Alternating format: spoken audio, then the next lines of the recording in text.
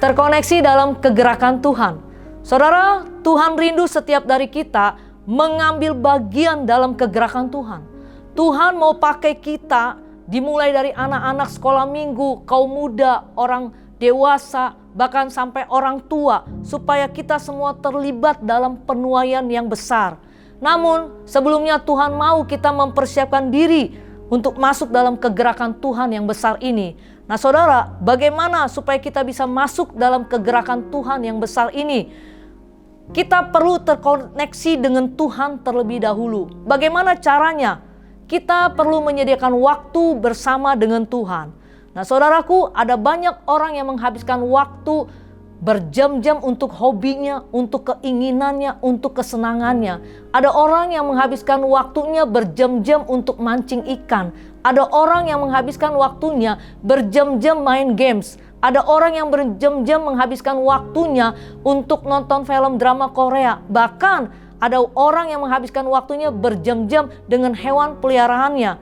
Saudara, ada juga banyak orang yang menghabiskan waktu berjam-jam sibuk dengan bekerja. Dari pagi, petang, sampai mungkin tengah malam masih bekerja. Dan ada juga orang yang menghabiskan waktu berjam-jam untuk ngerumpi, untuk ngumpul, untuk mungkin ambil waktu bersama dengan orang-orang yang disayangnya. Namun saudara, sedikit orang yang mau menghabiskan waktu berjam-jam dengan Tuhan. Nah, hari ini saya memberikan tipsnya supaya kita bisa memiliki waktu bersama dengan Tuhan. Supaya kita bisa menghabiskan banyak waktu bersama dengan Tuhan. Ada 3 tips yang akan saya berikan buat Bapak Ibu Saudara. Yang pertama, mulailah saudara membiasakan diri menyediakan waktu dengan Tuhan dimulai dengan 5 menit saja.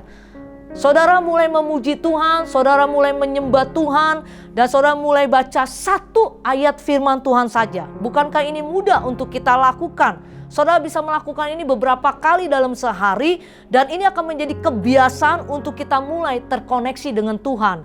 Ini hal yang pertama. Yang kedua, kita semua punya handphone. Kita bisa mulai membiasakan diri kita mendengar audio Alkitab, saudaraku. Minimal 1 kali sehari dalam 1 perikop kita mendengarkan audio Alkitab. Kita bisa mulai dengan kisah-kisah pelayanan yang dilakukan oleh Tuhan Yesus.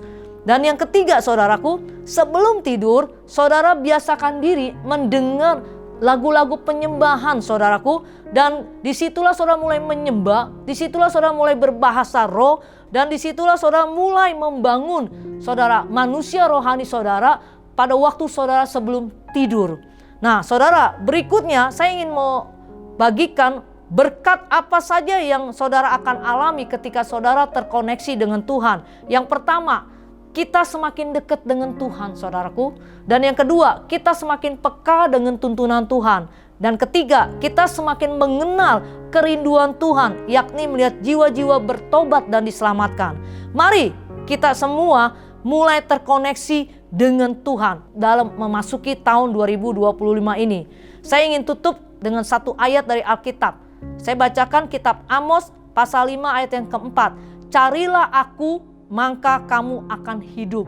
Inilah janji Tuhan kepada saudara dan saya. Ketika kita cari Tuhan dengan sungguh-sungguh, ketika kita mengutamakan Tuhan, ketika kita memprioritaskan Tuhan, ketika kita menomorsatukan Tuhan, Tuhan berjanji kita akan hidup. Artinya apa saudara?